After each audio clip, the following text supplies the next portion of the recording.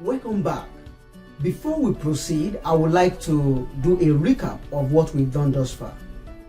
The objective of this short course is to expose you to what it takes to deliver on a simple machine learning project. You're able to see what it means from data business use case gathering, business value identification, data gathering, importing data into your tools and application, data exploration up to the point of deploying. If you can see this journey, then your mind is opened to what you will go through when you're working on real life projects. You can then build that in all these things. We've done this by talking to you or sharing with you the use case. We also consider the data to be used, installing the applications, but most importantly, when it comes to hands-on, we imported this data into Jupyter Notebook and we did exploration using the DataSys library. Take note of these two things: data importation. You can do this through different methods. We use Jupyter Notebook using Python within Jupyter Notebook to import our data. But when you're on a project, your data can be in the cloud. Your data can be on-premise using another infrastructure. What matters is you will have to connect eventually to this data. So take note of that point. You have to connect your data. The second thing is data exploration. It took less than 2 minutes in that video. In reality, it will take weeks because you really need to understand what is happening in the data before you can even move on to the next phase. In this module that we're considering, we will address feature engineering as well as building your model. When you tie this story together, beyond the theoretical, you do your data importation, you do your exploratory data analysis, you do feature engineering, you build your model, you talk about deploying the model. Okay, let's dive deep and continue our learning. Feature engineering involves using domain knowledge for selecting and transforming features from raw data before training an algorithm. In the previous video, with the data exploration, the knowledge and the insight uncovered from the data can help you when engineering new features with your data. We are back to Jupyter Notebook. First, I need to validate if there are missing data in my data. You do this by running this line of code.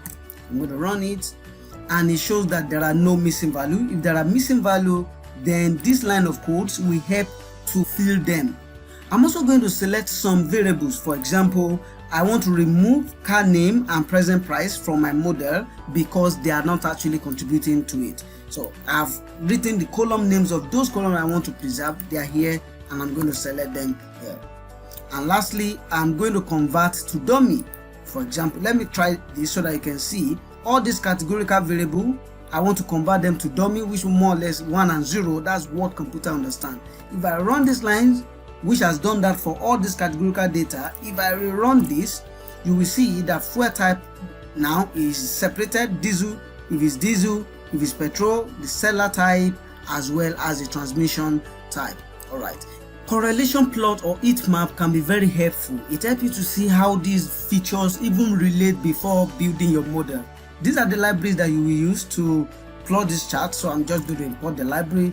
To plot this chart, I have to specify the size, which I'm doing here, this display size as well, and here is the real one, which is the correlation heat map that I'm plotting. So I'm going to run it. So you can take your time to study this. It just shows you the correlation of all the variables we have, how they relate with one another.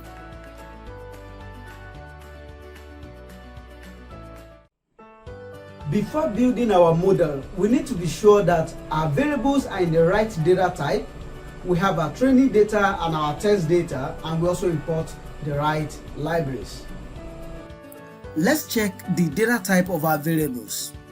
You can see we have int, and some of them are in different form of int, meaning this guy cannot take negative, but we need to convert everything to int.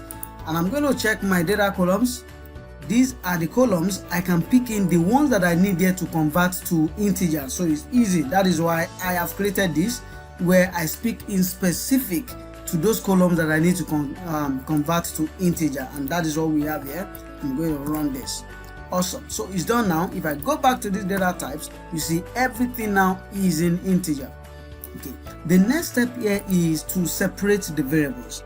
X is the independent variables, and I'm just trying to drop my selling price, which is the dependent, from that list of variables. That will give me my X. and my y, which is the target variable, is the selling price, and that's what I'm trying to do here. So I'm going to run this.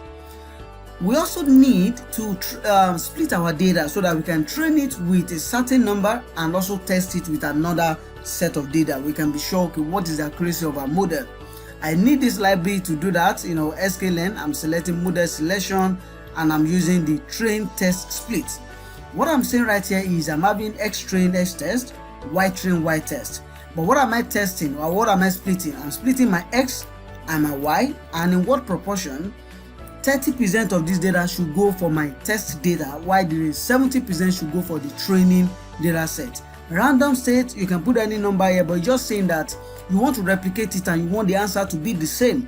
If you are doing this in your own hand and use 0, you will get the same result as I'm getting here.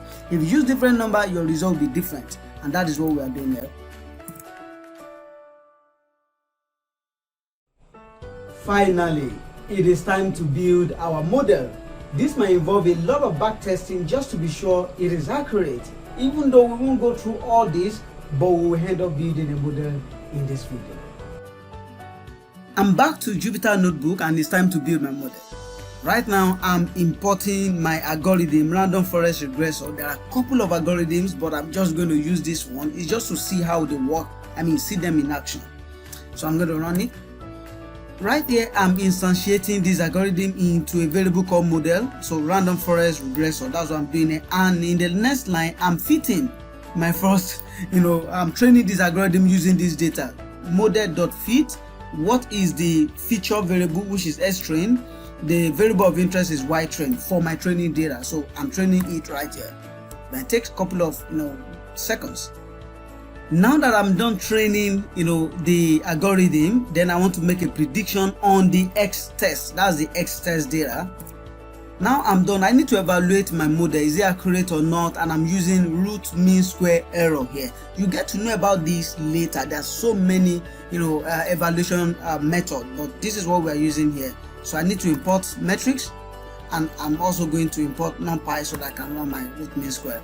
The smaller it is, the more accurate your model is. This is a very large root mean square error, but because we are not after the accuracy of the model, we're about building this model and seeing it in action end to end.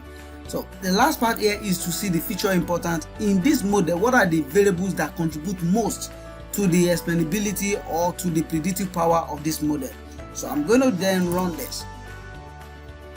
As you can see right here, the year of the car actually does that, followed by the kilometer driven. Is it individual or manual driven before you talk about diesel type? Awesome. Our model is ready, and you can follow through and also get the same results. What we've done now is to train a machine using data so that it can become more accurate. We trained the random forest regressor algorithm by introducing our training data. Simply put, learn from this data and identify pattern, so that when I give you another data another time, you can tell me what the selling price of the car will be. That is machine learning in concept. Many people learning this today often get themselves submerged into finding the best possible model. We are not going to do that. What we are after is you understanding the different stages and what it takes to even build one and put it into production. And after that, we start learning every concept in depth so that you can improve on every stages of the entire value delivery. It's fun to see that put together less than an hour, you've been able to build a model. The next question is, what do we do with this model? Should we leave it in this notebook? No. In the next video, we will pickle this model, and in another module, we will deploy and have an interface to interact with it. Thank you.